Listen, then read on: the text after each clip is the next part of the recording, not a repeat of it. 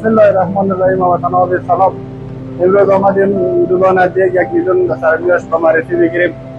شما می‌بینید که دوگانه دیگ 1 میلیون ما اینجا نصب کردیم و سیستم نلوانی سر هم می‌بینید که انجینر صاحب قاسم کار کرده. دیگای 1 میلیون هم شما ببینید.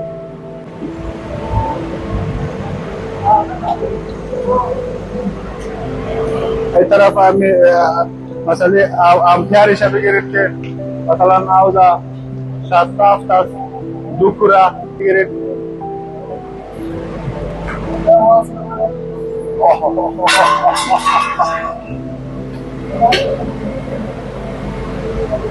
اینی هم کسی که میگفته که آتیش نداره، اینی هم آتیشش. این دیگه وقتر چالان شده، دیگه پسانتر چالان شده.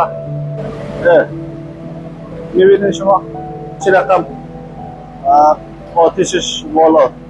کسی از ما پرسان کرد که اصلا آتیش نداره. باید ما به آتیش هم برکان نشان دادیم، گرمیش هم. این دیگای مرکز گرمی تشتاتی کوثر است. دیگای 1 میلیون. ایرا ما جور نکردیم، ایرا مثلا شما جور کرده که مثلا زحمت کشیده تا که مردم گرم بیاید. یک تشکری میکنیم از انجینر صاحب قاسم که اینا را همکاری کردن، نقد کردن، آماده کردن. امروز ما آمدیم که از اینا یک تشکری میکنیم. انجینر صاحب قاسم از شما خیلی تشکر.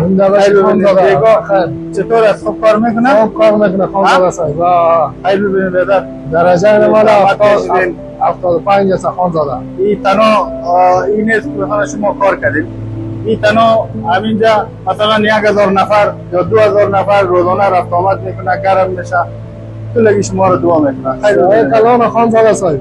تقریبا 6000 متر مربع است. درجه خدا شما را خیر بده برادر. ان شاء الله اگر که ادین و پروژه کلان داشتین، انجینر صاحب قاسم در خدمت شما از در سیستم نلوانیش در چیزش که در جای مشکل داشتیم که پروژه که امکان پذیر نبوده، انجینر صاحب قاسم میای براتون آماده میکنه. تشکر، سلامت باشید. تشکر، خیر باشید.